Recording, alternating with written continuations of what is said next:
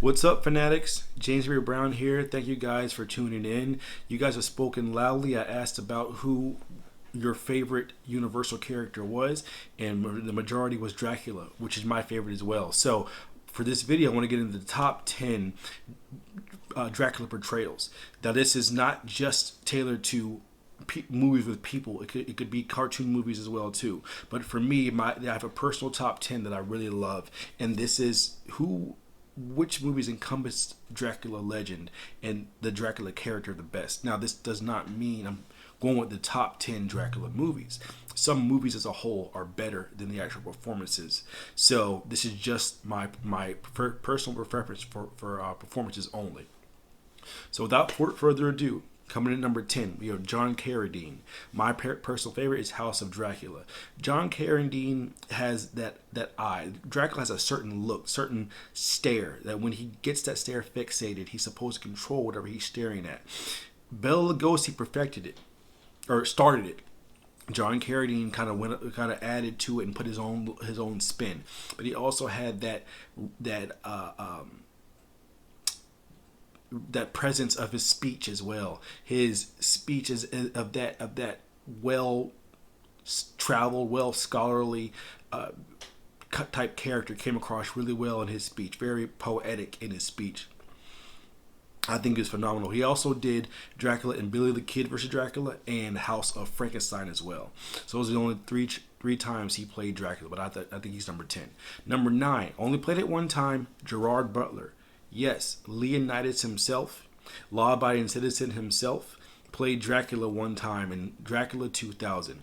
Now, let's not get on his hair. His hair is a little bit funky, his hairstyle, but it's okay. He had the same look, and he had a presence about himself that was able to portray Dracula in a way that we hadn't seen. Because now, this kind of storyline a little bit, his history was a little different than the history they had used for Dracula in the past. So that, coupled by his overall his ability to go from calm to ferocious in a heartbeat, says a lot, and did a lot for the character. I think he did great as Dracula.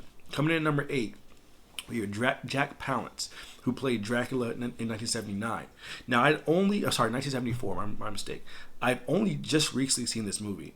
And this particular Dracula movie is one of the best movies as far as telling the whole story of Dracula and being closest to the Dracula novel. But something about Jack Palance that set him apart from Gerard Butler and John Carradine was you didn't know what you were going to get. He had a certain look on his face, and you couldn't tell what he was feeling, but you just felt uncomfortable. That's the best way to put it. Like, something about him, just even when he smiled, it just didn't feel like a genuine smile, or somebody that you should trust and feel comfortable around. Like, he just made you feel very uncomfortable the entirety of the movie, which I think he did a really good job with. Coming in at number 7, and we're going to go comedy on this one. Leslie Nielsen, Mr. Naked Gun himself, played Dracula one time in one of my favorite my favorite spoofs of all time, called Dracula Dead and Loving It. Now, granted, it was a comedy, but the presence of the Dracula character was still there, and he did it very, very well. If you guys have not seen this movie, I highly recommend this for any horror fan, any fan of Dracula, any fan of Leslie Nielsen. It's perfect. It's absolutely perfect. From his look to just the way he just chews up each scene. He did it. It's phenomenal. Coming in number 6, Frank Langella. I believe I'm saying his name correctly. 1979 Dracula. This is a British film.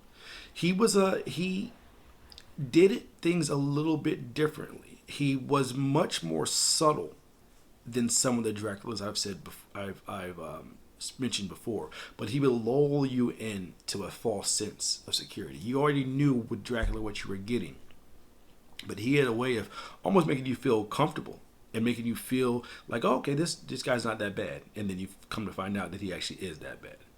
Coming in at number 5, Christopher Lee. Now, Christopher Lee has played Dracula countless times, and he's played Dracula the most out of anyone on this list, playing him in 9 different variations.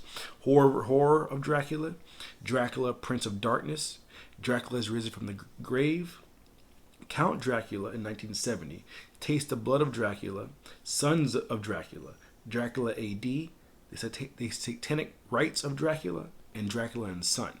So when it came to the character, obviously the studios loved him, the people loved him because they kept on choosing him to do it.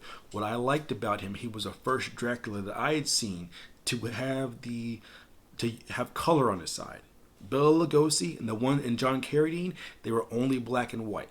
So when it comes to Dracula and you can see that blood for the first time, he had a certain look on his face that just chilled you to the core. Between his eyes and of course the look, enhanced by blood red eyes that they could not do in the black and white days. So he was definitely he definitely was able to gain off of his time, and that's not take anything away from him. He was phenomenal by itself, but it definitely was enhanced by the addition of color. So he is my number 5. Coming in number 4, Count Alucard from the movie Dracula versus Batman versus Dracula. Now I know this is not a real character clearly, but if you love Dracula as much as I love Dracula, and you watch this, it'd be one of the best portrayals of the Dracula legend that you'll ever see. I can't really say enough about this movie. Check it out. I'll leave a trailer in the video below. I'll do the trailer for all these as well too, in case you guys have not seen them. Coming at number 3, Gary Oldman. Yes, Commissioner Gordon himself played Dracula in 1992. What he had that nobody else had was the ability to play different versions of the character and still speak. He had the old version of Dracula. He played the young version of Dracula. He played the vampire walking, talking version of Dracula. He played a wolf. Gary Oldman killed this role. You can tell he put himself into it, his whole self into this role, and gave a level of ferocity and a level of sympathism or sympathy. Let's X that out. I can't say that word right now. Anyway, you know what I'm trying to say. He was very sympathetic. So that's my number 3. Number 2, we have Bela Lugosi. Now, all these people would not work. They would not be here if it wasn't for Bela Lugosi. In 1931, Dracula, he set the tone with the eyes, with the hand gestures of command. You knew that when he came in the room, you should be scared. And he is the benchmark for how to play the Dracula character. Everyone after him looked at him and they all credit him as being the best. Surprisingly, he only played the Dracula character twice. He played Dracula in 1931, and he played Dracula in Abbott and Costello Meet Frankenstein in 1948. Now, he played a vampire quite a bit, but the Dracula character himself, he only played it 2 times. This comes bringing me to our number 1. This is going to surprise some of you guys, but if Bela Lugosi is number 2, who in the heck's number 1? Richard Roxburgh. Richard Roxburgh in Van Helsing. Wow. He had everything that I had mentioned about all these guys, and then some. You can see a little bit about each one of those different variations in his portrayal. And he had a great director in Stephen Sommers to bring it out of him. The way he talked, the way he would flip from casual to ferocious, the way he would, he always seemed in control. And no matter what, you just looked forward to seeing him on screen again, because you knew no matter what was going on outside of this movie, whenever he came on screen, it was all about him. It was all about Dracula.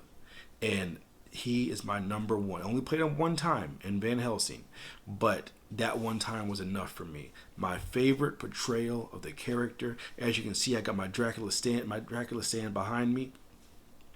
My favorite portrayal of the character that I've ever seen. And that's my top 10, guys. What do you guys think? What is your top 10? What is your top 5? Who's your favorite Dracula actor? What's your favorite portrayal of Dracula? Leave a like on the page or the channel or the video, of course. Leave some comments below. Let me know what you guys think, and I'll see you next time. All right.